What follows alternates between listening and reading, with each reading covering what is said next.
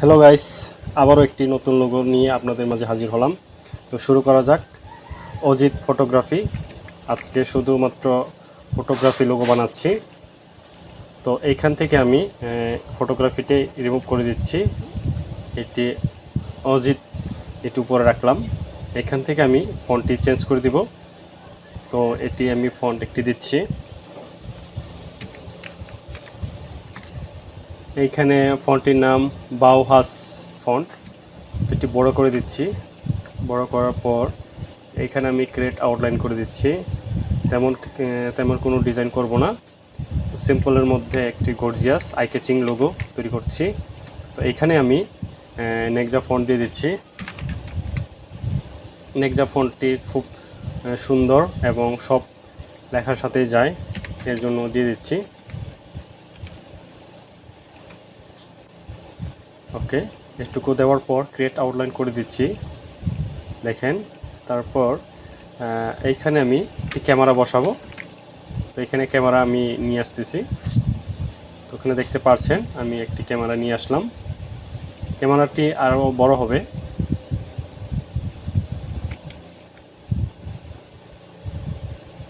ওকে, এখন এই ক্যামেরাটি মোটামুটি আরও একটু বড় করি। এই লেখাগুলো আরও বড় করা যেতে পারে।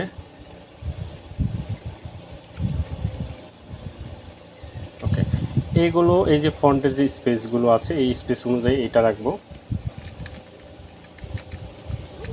ওকে ওকে ঠিক আছে। এটুকু রাখার পর আমি আরেকটু নিচে নামায় দিতে হবে। সবগুলো এরকম হওয়ার পর আমি গ্রুপ করে দিচ্ছি। গ্রুপ করার পর এখান থেকে আমি ফটোগ্রাফিটি নিচে নামাচ্ছি। ওকে,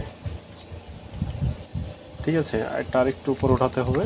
ওকে, এটুকু করার পর এখন দেখেন খুব সুন্দর লাগছে। তো আমি এটি গ্রুপ করে দিচ্ছি।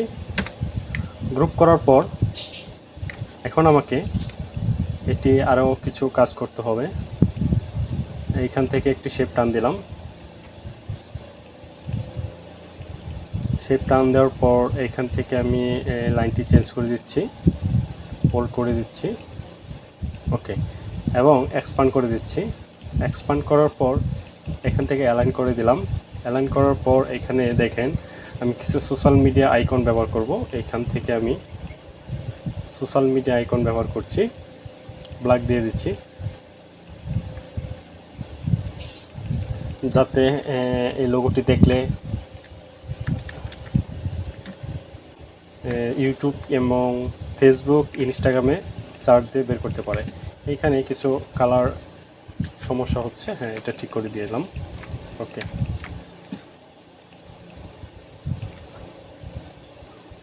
ওকে। তো আশা করি বুঝতে পেরেছেন। যদি ভিডিওটি ভালো লেগে থাকে অবশ্যই একটি লাইক দিয়ে শেয়ার করে দিবেন এবং চ্যানেলে যারা নতুন তারা সাবস্ক্রাইব করে পাশে থাকা বেল আইকনটি বাজিয়ে দিবেন। ধন্যবাদ সবাইকে।